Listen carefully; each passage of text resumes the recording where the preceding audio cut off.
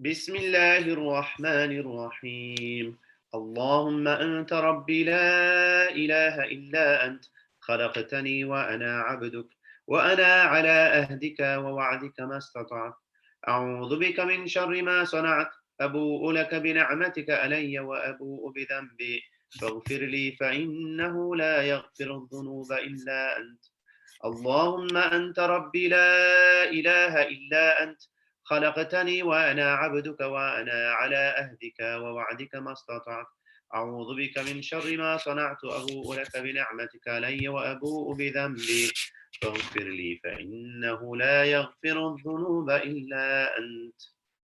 اللهم أنت ربي لا إله إلا أنت، خلقتني وأنا عبدك، وأنا على أهدك ووعدك ما استطعت.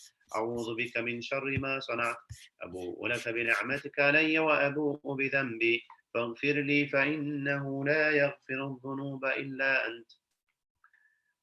أعوذ بالله السميع العليم من الشيطان الرجيم. بسم الله الرحمن الرحيم.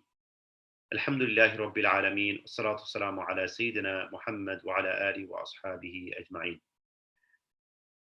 Welcome again to another episode of Spiritual Solitude, brought to you by Faith Inspire, a space for spiritual and self-reflections. Inshallah, every journey must come to an end, and today's session brings us to the end of this series on the book In the Early Hours by Ustad Khurram Murad, the author of the book In the Early Hours, Reflections on Spiritual and Self-Development. The chapter 7 is called Meeting Allah subhanahu wa ta'ala. And he says, Khurram Murad, the most important questions in life are those that deal with the meaning and purpose of man's existence.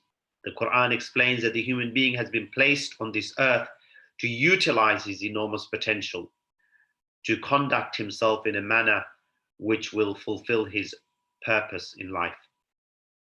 It is he who has created death and life that he may test which of you is best indeed.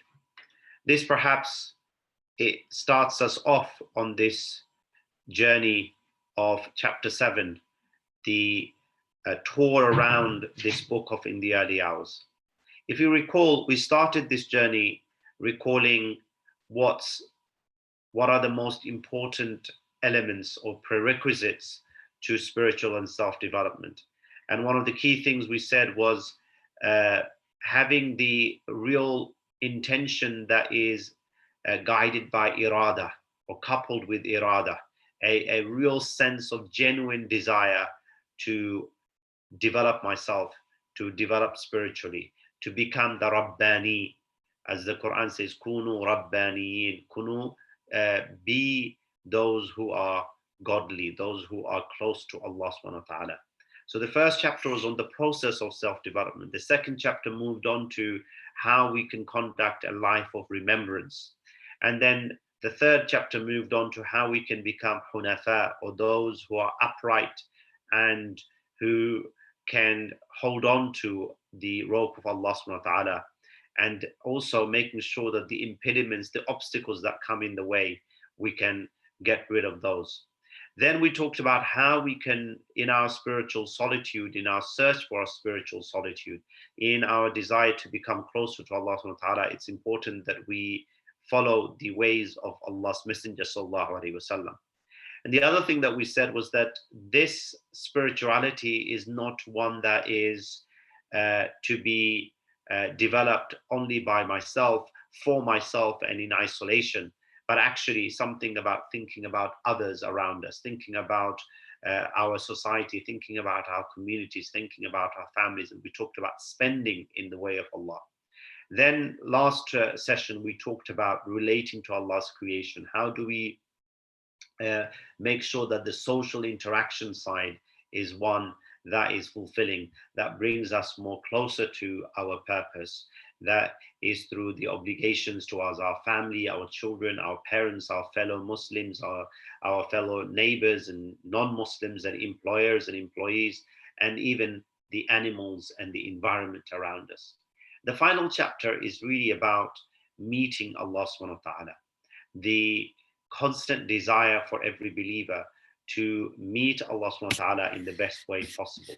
But we begin this final chapter by recalling a couple of things, very key things about Ustad Quram Murad, the author of this book. So he was born in 1932 and died in 1996. Quram Murad's main concern, his friend, his very close friend, Khurshid Ahmed, he says this. He says that Khurram Murad's main concern has always been to be a true servant of the Lord, be one of the Rabbaniyun. So he has a constant desire to be the Rabbaniyun. His life was dedicated to this search and effort. So he was a seeker of the way. His writings are a recipe for that destination.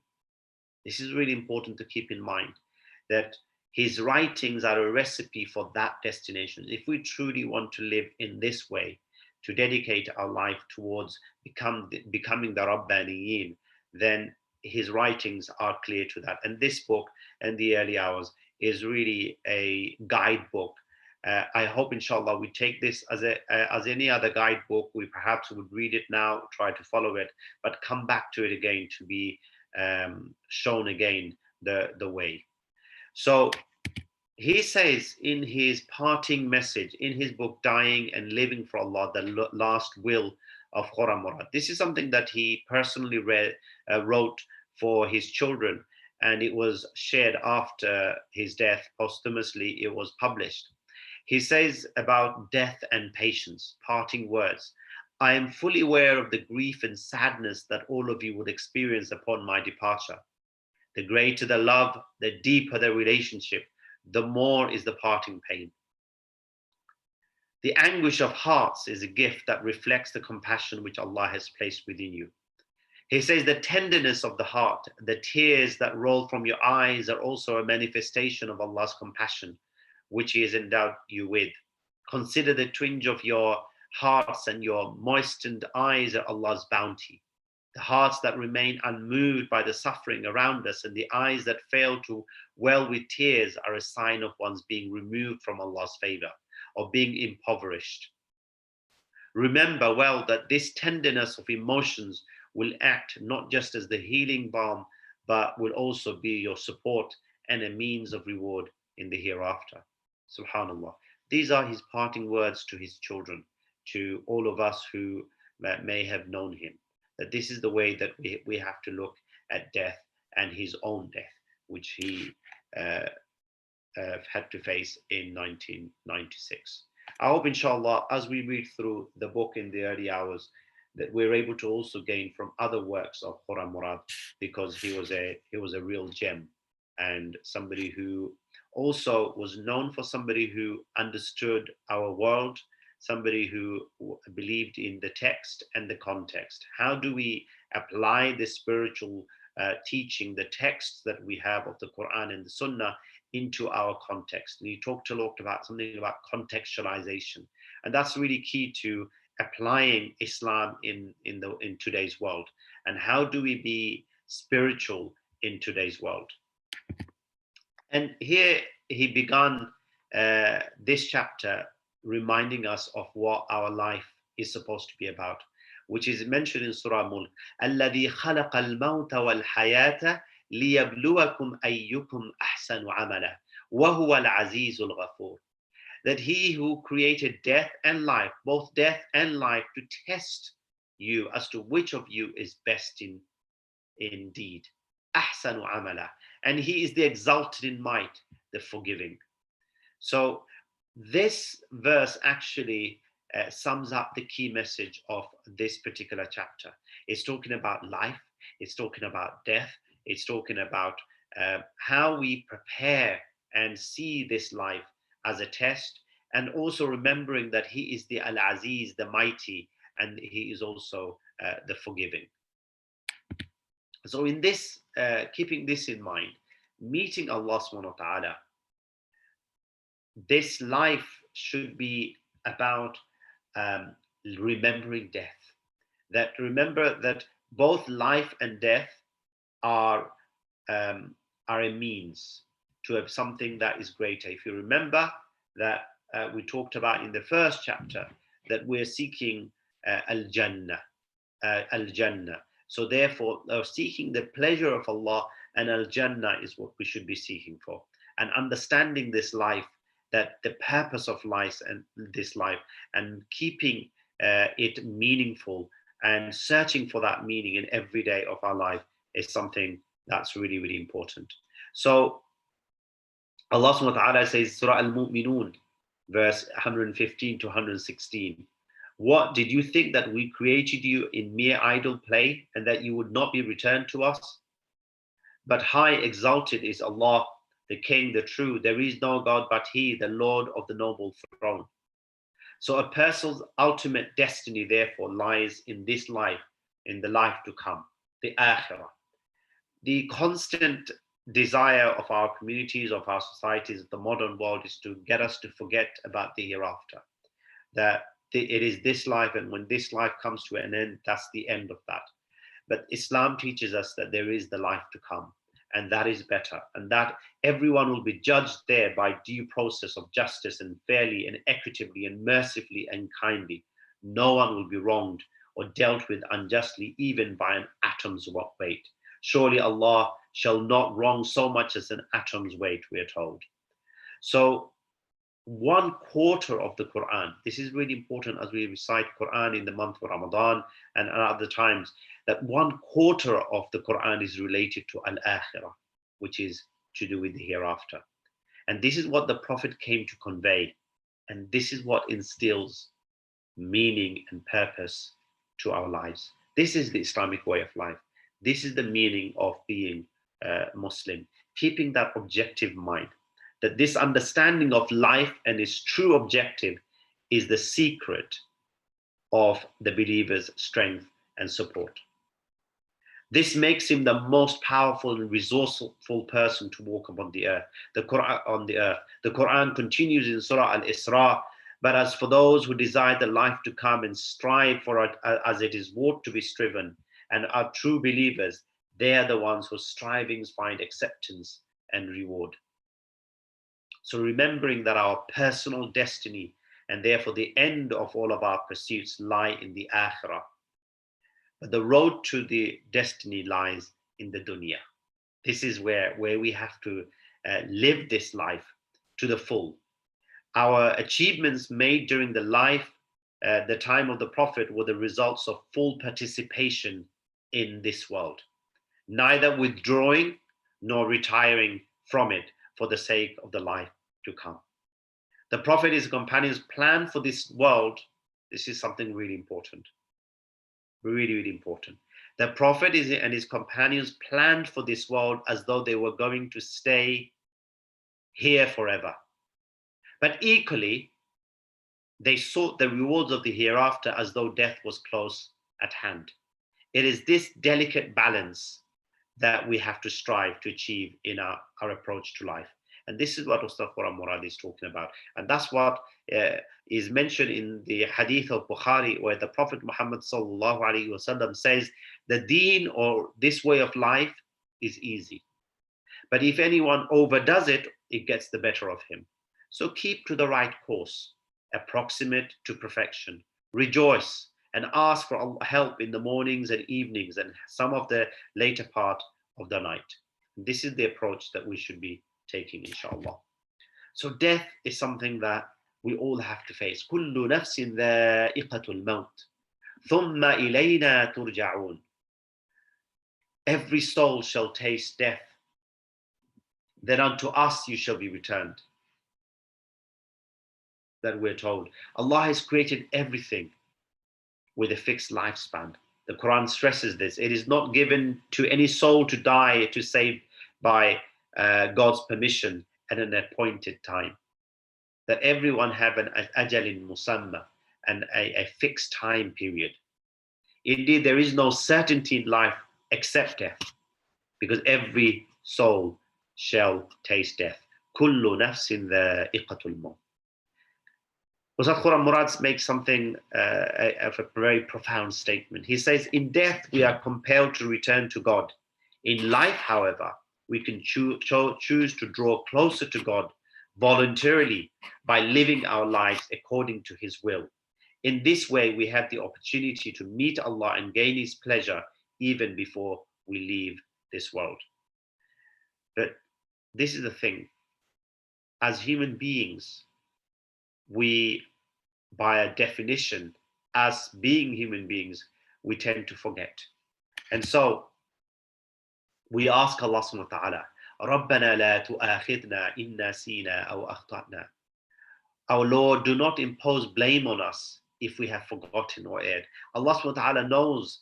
In fact, what's really interesting is that the word insan comes from, the root is nasiya. You can feel the word insan. Nas themselves, the human beings themselves, by their very definition, are forgetful beings. We always forget. This is why even there are lots of new research that have come about our memory and our ability to forget, and various strategies and tools are being developed so that we remember more. But as human beings, something happens, maybe this virus and the lockdown that's taking place all around the world is making us deeply contemplate more and to think more about death, to think more about our life.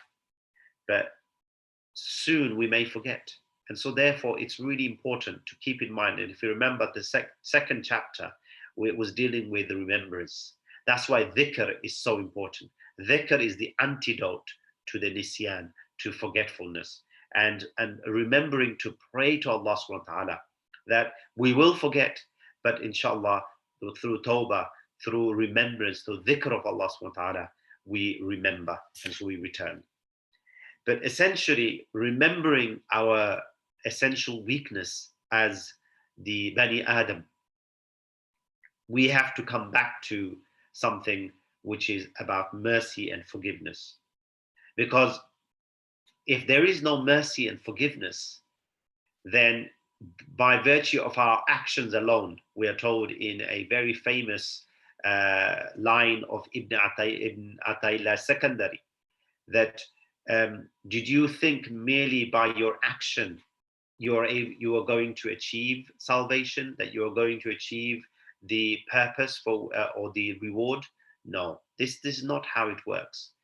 We have to be seeking for Allah's mercy and forgiveness, remembering death and asking Allah subhanahu wa ta'ala. The abundance of Allah's rahmah or mercy will not come without pure actions.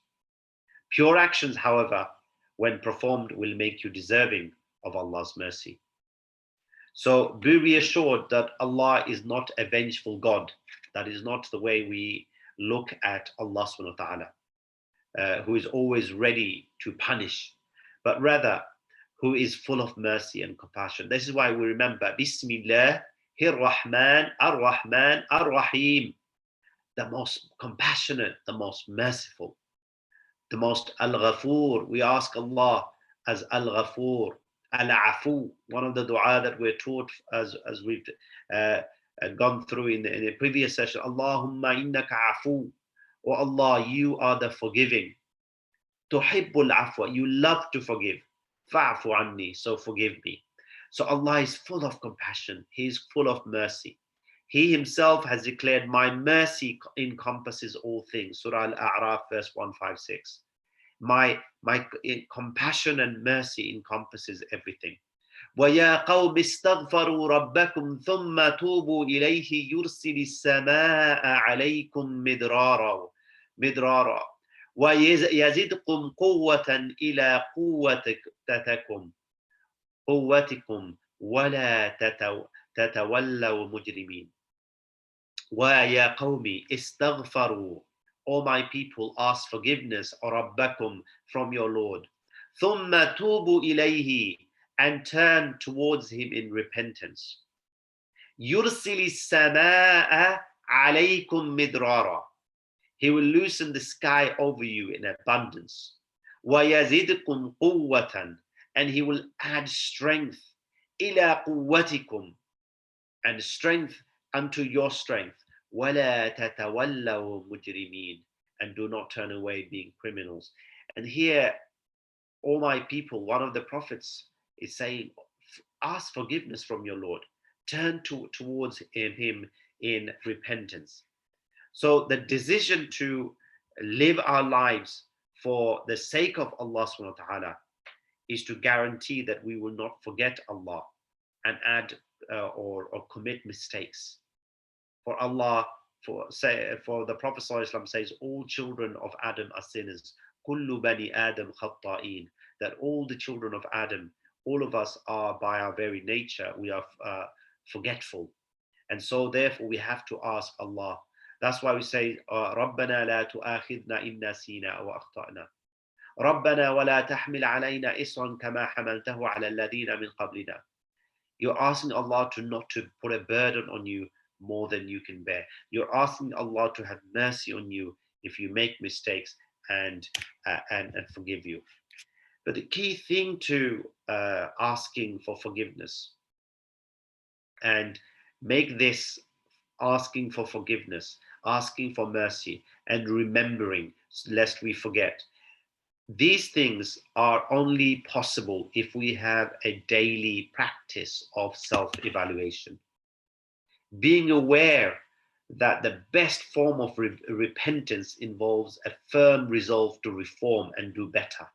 And if you are going to want to do better and to improve yourself, then it's something that can't be just done overnight. You might have a go today and then it may not work and you might need to do self-evaluation.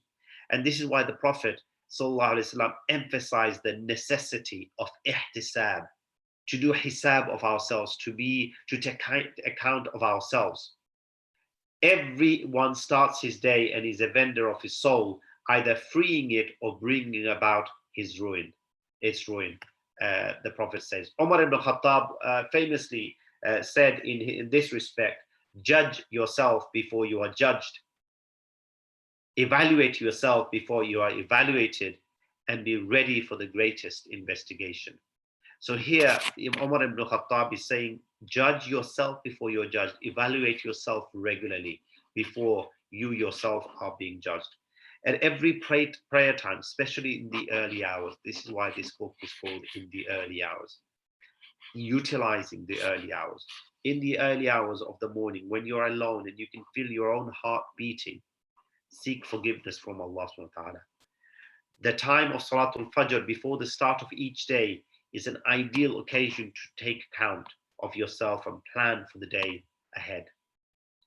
Imam Tirmidhi related that the Prophet ﷺ said, on the day of judgment, no child of Adam will move from the presence of Allah unless he has answered the following 5 questions. How would you answer these questions? In what pursuits did you spend your time? To what end did you use your physical and mental energies? By what means did you earn your wealth? How did you spend your wealth? How far did you act according to what you knew was right? How would we answer these questions? Maybe if we sit for a time when in our next self-evaluation, maybe have a look at these 5 questions and think and ask yourself, how am I going to answer these questions? Would I be in the best position to answer these questions? Now, again, just coming back, having thoroughly had a look at this journey through this book in the early hours, having had time to consider where we are, Ramadan is a real opportunity to really think about all the learning that we've had through this book. We finish our session today. Don't forget, one of the key points that Ustad Murad makes right at the beginning is that it's a process. We're reviewing ourselves, we constantly self-evaluate, and it's a continuous process of improving and improving and improving. Think, is this Ramadan so far, 13 days have passed, is this Ramadan better than the previous one? If it's not, why not? If it is, think about why. What is it that's making this a more fruitful Ramadan?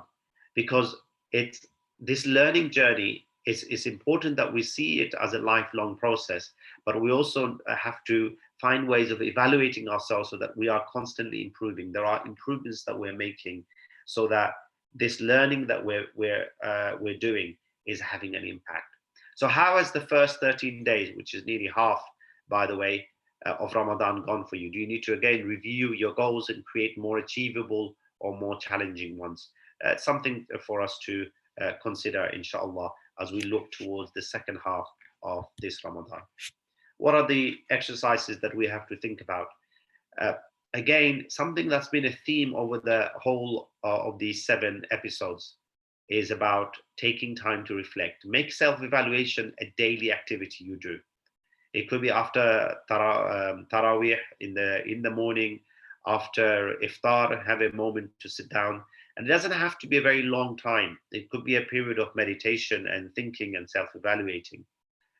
In light of our topic on death and preparing for the hereafter, visiting a grave, attending funerals, perhaps these are times that we're not able to attend funerals, but funerals are taking place and in great numbers. And just thinking about those people who have left us. And when you are getting the opportunity, try to make sure that you do attend funerals, you do attend or visit a grave once in a while to remember death, and continuing the journey by rereading the book and reading others. I've introduced you to Ustad Khurram Murad. He has other works like The Dying and Living for Allah subhanahu wa ta'ala. And there are many, many other works that we can read. And it's really, really important that we keep reading these so as to renew and re-energize. Because as believers, as human beings, we forget. So self-development is a lifetime journey, not a one-time achievement. That's something that's really, really important that we keep in mind. So in summary, the key point that is being made in this book is that we have to see that this knowledge that Allah is pleased with us, this knowledge that we want that Allah is pleased with us, will be the climax of our mission in life. This will be attained when we find Him responding, God willing, to each of us in 1 hour in our hour of greatest need, with the reassuring and welcoming words. O soul at peace, return unto your Lord. Well pleased, well pleasing, enter among my servants, enter my paradise. يا أيتها النفس المطمئنة ارجعي إلى ربك راضية مرضية فادخلي في عبادي وادخلي جنتي. This is what this book has sought to do, which is to help us in our journey to please Allah subhanahu wa ta'ala, to attain paradise. But as we know, this journey has only begun. For many of us, it may have just begun. Many of us, we are still seeking. And Ibn Ataylah, one of the great spiritual master of the book Al-Hikam, he says the value of spiritual work is commensurate to the hearts that perform them. No spiritual work proves trivial if it appears from a heart detached to this life. No spiritual work proves plentiful if it appears from a heart attached to this life. Al-Ghazali says, live as long as you may, but know that one day you will die. Love whom you will taste separation. Will do whatever you want, but know that one day you will be held accountable. And with this, inshallah, I leave you. Whatever faults that you may have found, whatever mistakes, they are truly mine. And we ask Allah subhanahu wa ta'ala to forgive us and for us to be of those who are muttaqeen. And this is what we are seeking for. وَجَزَاكُمُ اللَّهُ خَيْرًا. I'm not taking any questions today because I wanted to keep this short as a real reminder. Jazakumullah khairan for all your feedback. Please give me any feedback from wherever you are on the YouTube or simply write to Faith Inspire. The team there, they will get it, and inshallah, I'm sure they will share that with me. But until next time, look out for our brand new series on spiritual solitude, which will continue inshallah next Wednesday. And the theme for the next few sessions will be coping in difficult times. Coping in difficult times. I will be joined by other guests, inshallah, so it will not be just myself. Dr. Riza Mohammed, who is originally from the Caribbean, he will be covering a very important subject for next week, which is how to deal with grief and loss. Grief and loss. And will be followed by various other guests, inshallah. So, my dear friend and brother, inshallah, Dr. Riza Mohammed will take over next session. So, join him in this new series, series 2 of Spiritual Solitude, called Coping in Difficult Times. And the first session will be on how to deal with grief and loss, inshallah, with Dr. Riza Mohammed. So make sure you join us again next week at 7 o'clock. وجزاكم الله خيرا. سبحانك اللهم وبحمدك أشهد أن لا إله إلا أنت أستغفرك وأتوب إليك. السلام عليكم ورحمة الله وبركاته.